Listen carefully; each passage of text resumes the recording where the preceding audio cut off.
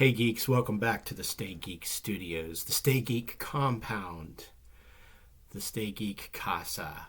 So, the Phantom Stranger Omnibus that was published by DC Comics here recently, which I think is a second edition. I think there was a first print run a few years ago, but they've repackaged it.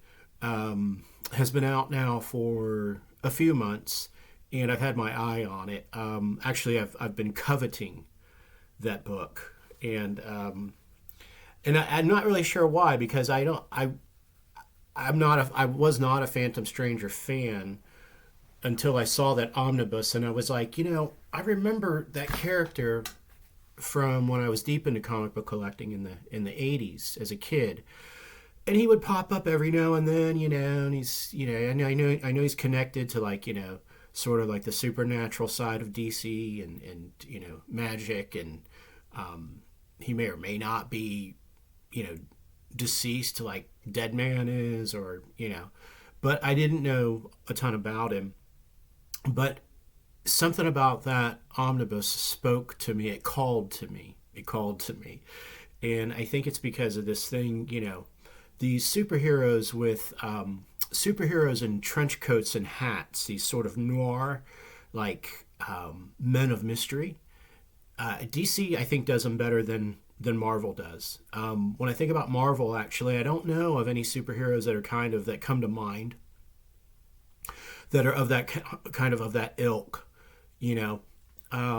They're sort of men of mystery, pseudo supernatural magic superheroes are a little more flamboyant, like Doctor Strange, and so forth. So yeah, there's just none that come to mind, and I think DC was mining that territory more deeply in like the 60s and 70s and 80s with characters like Phantom Stranger and the Question when they purchased the rights to him from Charlton, and Dr. Fate and Deadman and the Spectre, and Zatanna. DC definitely, I think, corners the market on great characters that are connected to magic and the occult and so forth. So the book retailed for $150. I was like, nah. And then Amazon marked it down, but Amazon had it marked down to like $80, $85, and I was still like, nah, yeah. But then Amazon slid me a coupon, so I put the book in my shopping cart, where it languished for a couple of months to see if the price would drop, and I think the price did drop a little bit, like another 5%. And then last week they threw a coupon on it, so I ended up getting the book for like $65.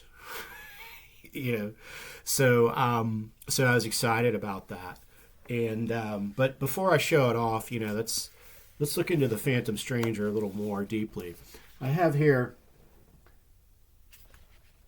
the ultimate resource currently, I think, for DC Comics, their entry on the Phantom Stranger. So there's some information in here I did not know, and I found it to be extremely interesting and poignant. So basically, the origin story. Well, let's go back. His debut was in his own comic book in 1952 in the Phantom Stranger #1, and this was I forgot who wrote it. I know that the artwork was done by Carmine Infantino, someone who's an artist we've discussed on the channel recently. So yeah, there was a 6-issue run written by John Broome, Broome. Is that like Broome's Bane? Well, that's a mysterious name. And artwork by Carmine Infantino. Infantino may have contributed some writing duties to it as well. Who knows?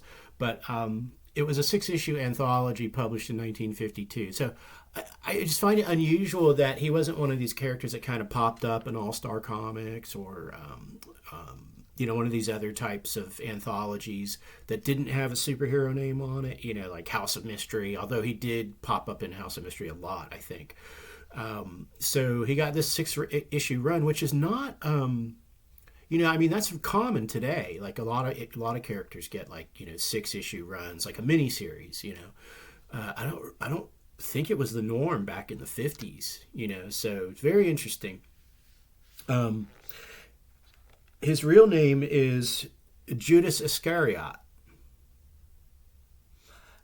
The Phantom Stranger is eternally atoning for committing the greatest sin in human history, betraying Jesus the Messiah for 30 pieces of silver to the religious authorities. In despair at his treachery, Jesus' former disciple, Judas Iscariot, tried to kill himself, but was brought before a council of wizards. He was deemed to be part of a trinity of sin, along with Pandora and the Question, and given a harsh punishment. Isn't that interesting? So he has a very tight connection to the Question. Judas was compelled to walk amongst mankind on earth forever and doomed to wear the blood money for his betrayal around his neck. Returned to the scene of his appalling crime, a great voice ordered him to don the transformative robe of the one he had betrayed and began his eternal penance. As the Phantom Stranger, Judas wandered the earth for centuries, constantly seeking to atone for his crime. But unable to pause for long in any one place or enjoy human company, a stranger to all, as he wearily roamed, he waited for the voice to command him again. In recent times, the voice told the Phantom Stranger to help ex-Gotham City police detective Jim Corrigan save his kidnapped fiancée, Gwen.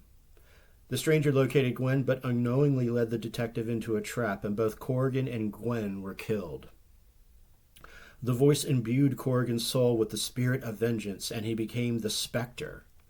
So that recent story, I think, is more modern-day DC, or maybe a retelling of the original origin stories. Let's see. The Phantom Stranger of the 1950s was a complete mystery. So that's what's cool about this book is they're going to tell you kind of the modern interpretation of the character, but they're going to give you like the original interpretation of the character. And, again, these characters have been around, this one now for, 60, 70 years. So there's, in that period of time, there's bound to be reinterpretations when characters are around for this long. It's just so many different writers and artists over the years. Some of the people that have worked on Phantom Stranger include like Len Wein, Jim Aparo, great artist, for Batman and others. Neil Adams apparently drew him. I think Neil Adams did the cover for this omnibus. Let's see. So yeah, it says in The Phantom Stranger of the 50s was a complete mystery. A trench-coated wanderer debunking charlatans, battling science-based threats, and defeating aliens from outer space. So what that tells me is the sort of Judas Iscariot origin story doesn't get revealed until like maybe in the middle of this guy's history. Like in the early 50s incarnation, he was truly a man of mystery. Like, nobody really knew his origin, where he came from, what his deal was. He's probably like kind of an anti-hero, to a certain extent. As the 1960s closed, he returned as an enigmatic mystic champion. In this incarnation, he confronted a legion of arcane enemies and eventually joined the Justice League of America. Such was his pervasive aura of mystery that when his origins were finally revealed in Secret Origins number 10, January 1987, readers were presented with 4 possible stories from which to choose. So I guess if you go and get that issue of Secret Origins number 10, January of 1987, they give you 4 options of his origin to select, and I guess the Judas Iscariot, sort of the atonement for the worst sin of all time, is the origin that people chose, which is very interesting. So over the years, I'm sure that he's had run-ins with the Question. The Question is listed as an ally, as is Pandora.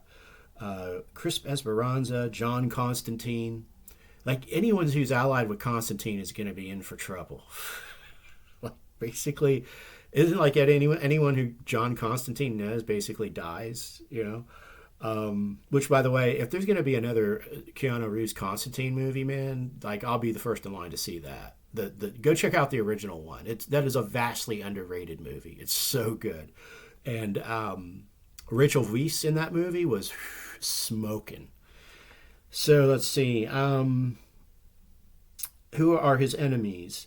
One of his enemies is listed as the Spectre, which is interesting because the Spectre is, mostly a good hero. Haunted Highwayman, Sin Eater, and the Sons of Trigon are listed as his enemies. He's affiliated with Trinity of Sin, the Council of Wizards, and Justice League Dark. Now, Justice League Dark, if you want to delve into them, get a quick overview of Justice League Dark, go on Max and search for the movie Justice League Dark, and you'll find it. And I don't know if he was in that film, but definitely John Constantine was in it, as was Swamp Thing and Zatanna and others. So Justice League Dark is like the supernatural Justice League, and it's pretty much usually run by Constantine. So this is a great book. It says all new edition, but I think there's an even more updated edition that's out now. They probably update those every 2 or 3 years. Here is the omnibus. I'm pretty sure this is a Neil Adams cover, and I remember this cover. I think it was taken from House of Mystery, one of the issues in the late 60s or 70s, because I remember seeing this cover as a kid and being fascinated by it. So you have here, basically he appears as a shadow person. And there's this sort of archetype of like the shadow person, man in the hat that's out there. You can search that on the internet, and all kinds of crazy stuff will come up, including probably some spooky videos. But that's why there's this kind of aura of mystery around him. Is he good? Is he bad? Like his motivations are not always clear. Here's the back cover's got him facing off against Deadman. So, sometimes they're allies, sometimes they're probably enemies. Who knows? With these characters, like anything can happen. It's not cut and dry, which is I think why they have some appeal and some longevity. Since his debut in 1952, the Phantom Stranger's origin has eluded readers. But while no one knows his true name or the full extent of his powers, one thing that is certain is that he is a force for justice who mysteriously arrives whenever he is needed. DC Comics is proud to present the original adventures of the enigmatic investigator spanning the Golden Age to the Bronze Age, assembled into one massive tome. These restored tales shine new light on the Phantom Stranger's methods, but little else of his background. Dare you read on? So, what does it cover? So it has the original 6-issue run by Infantino and Broom. Then he's got appearances in Swamp Thing, House of Mystery, Detective Comics, which of course he's going to have run-ins with Batman. that's a given. Brave and the Bold, again, definitely run-ins with Batman. Jim Aparo on the art with Brave and the Bold, and Infantino on Detective Comics. And this is, I've been giving Infantino, some gruff lately with those Star Wars covers and so forth, but the dude really does shine when he does this type of comic book stuff, this sort of mystery, detective, superhero, noir, magic stuff.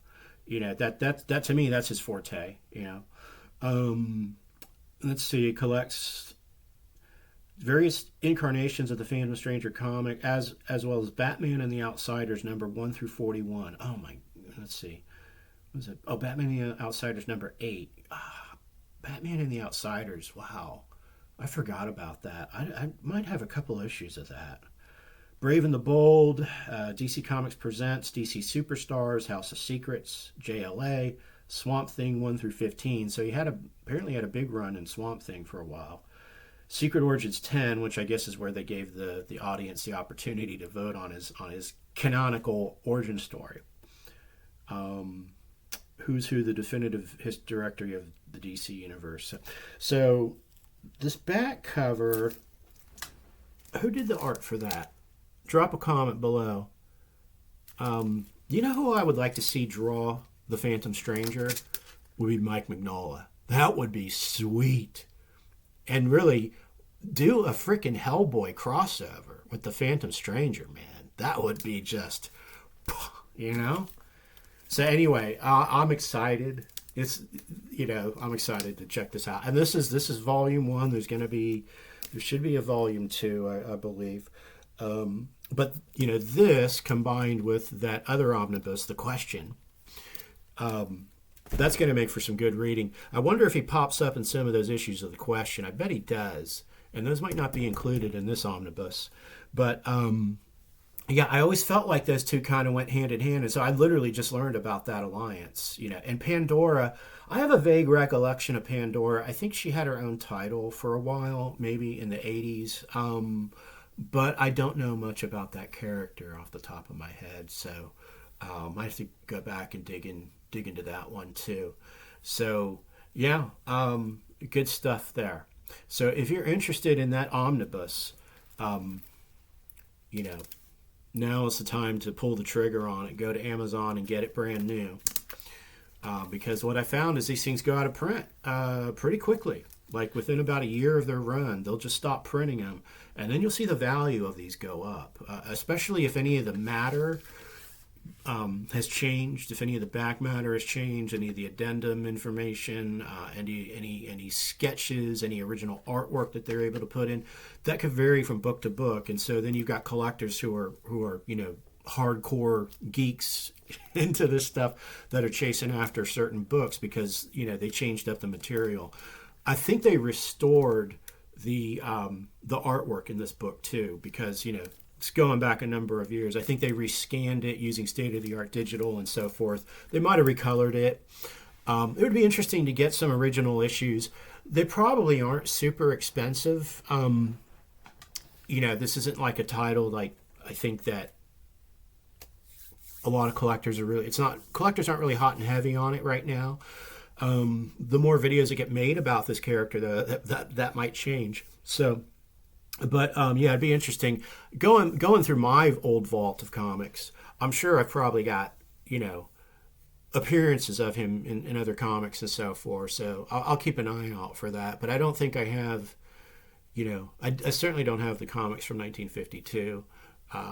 But I probably got issues of like Justice League where he pops up, and Swamp Thing most likely is probably where I recollect him the most is in Swamp Thing.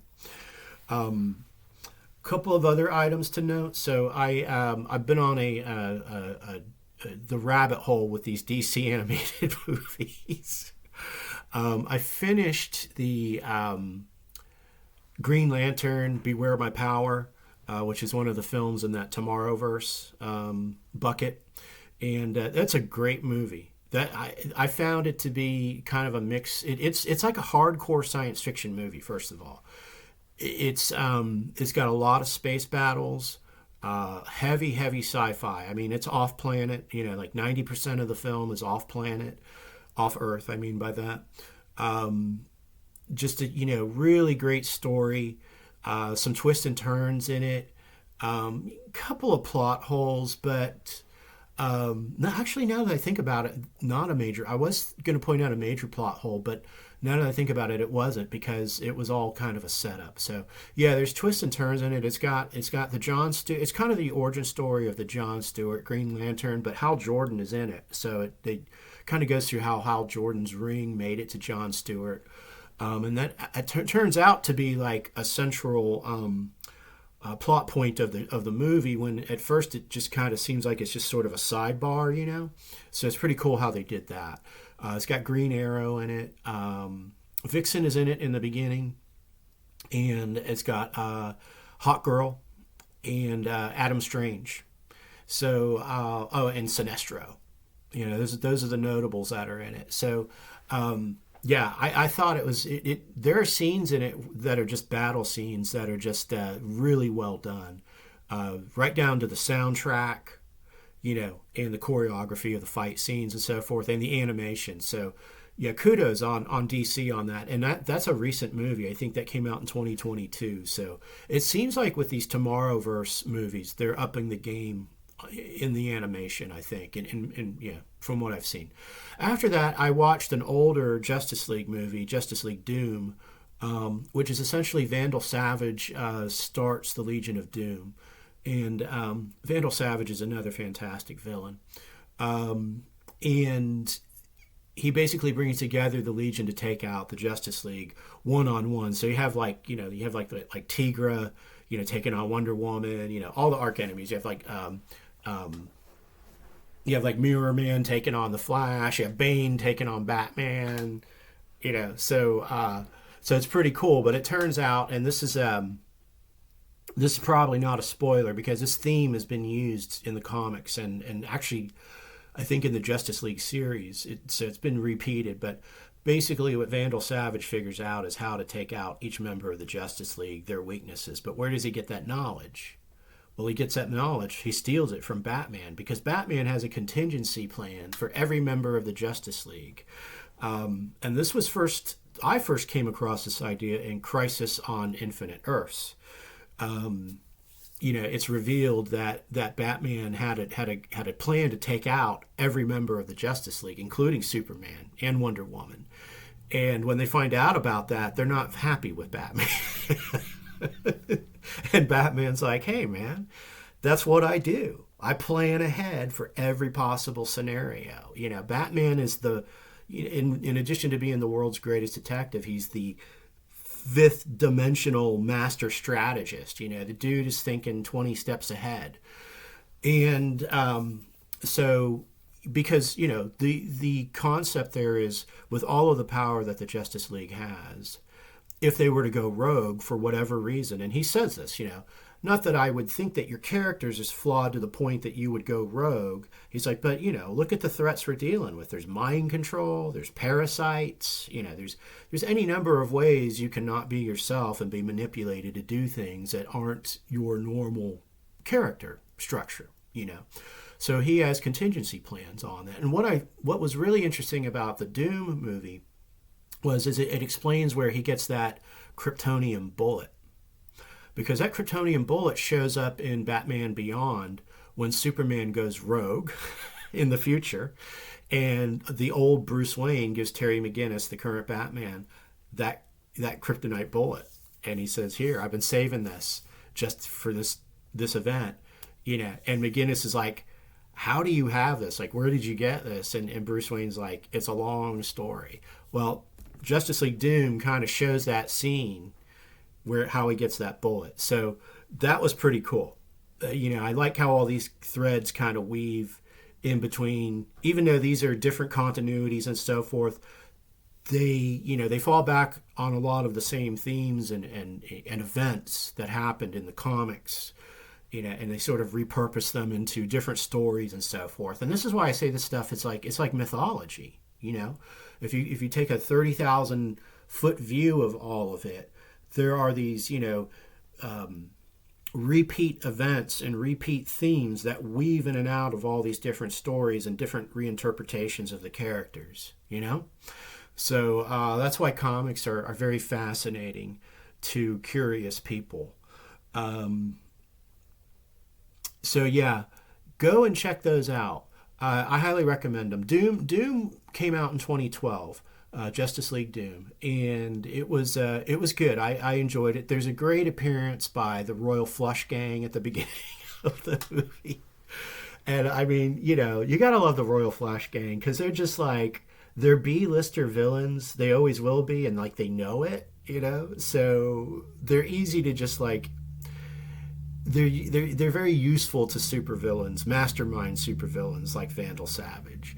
So yeah, and it has some Vandal Savage origin story in there too, and also very cool in that film is Cyborg is in it, he's kind of not a member of the Justice League at the time, but he's sort of kind of hanging around, and they make him a member at the end, of course, because Cyborg eventually does become a big part of the Justice League. After he was, I guess, done with the new Teen Titans, which he was a big part of the Teen Titans too, but He definitely was a character that deserved to get into the Justice League. He had that gravitas, and so he was rightfully inducted into the league, as you've seen in the Zack Snyder movies. And speaking of Zack Snyder, so again in Batman versus Superman, I hate to keep bringing this up, but this is why this is such a great film. That also speaks to the theme of Batman having a contingency plan, and realizing that the power that these superheroes have, because remember, he's a mortal man, the power that these superheroes have, if unchecked and if they go rogue, is an extinction level event for the human race. And that's pretty much what he tells Alfred in that movie, which is just a fantastic scene, because Alfred realizes that Batman is going to go to war with Superman, and he's like, that's suicide. And Batman, Bruce Wayne is like, dude, I have no choice. If this guy decides to just burn down everything, there's nothing humanity can do about it. None of our weapons can defeat him,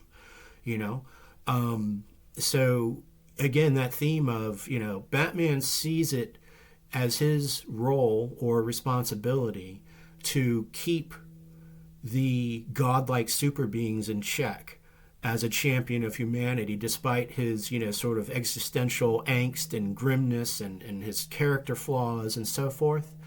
He sees himself as, sort of the guardian of humanity against these ultra-powerful beings that look and act and appear to be friends of the human race. They even call themselves super friends in certain iterations. And they may not be your friends, And so he sees it. He takes it upon himself to just keep an eye on everybody, And it's funny because in Doom, Superman asks Batman, well, did you have a contingency plan for yourself? Which I thought was a great line. And I forget what his answer was. Oh, he did. His answer was, yes, I do. It's called the Justice League. So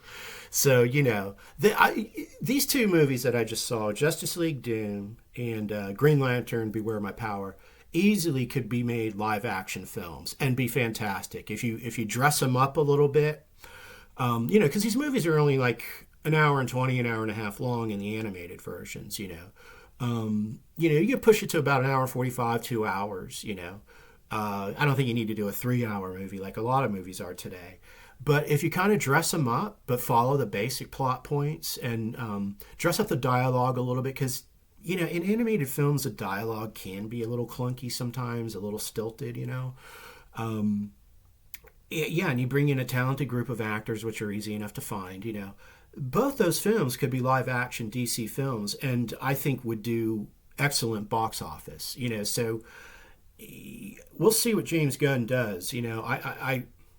I hope he's taken a hard look at the work that's preceded, because clearly Zack Snyder did. When you look, if you're a fan of Batman especially, and Superman, and you look at what he did with Man of Steel, and especially Batman versus Superman, and his version of Justice League, he took so much from the history, so much from the comic books, so much from the animated series now I've seen, and the animated films, so all of those years of back matter that he tapped into, he was able to put pieces of it and still string it into a plot, in a story that he and his writing partners wrote, and did it, I think, in a very novel way that served as a great counterweight to what Marvel was doing at the time, in that period of time. So anyway, that's all for today.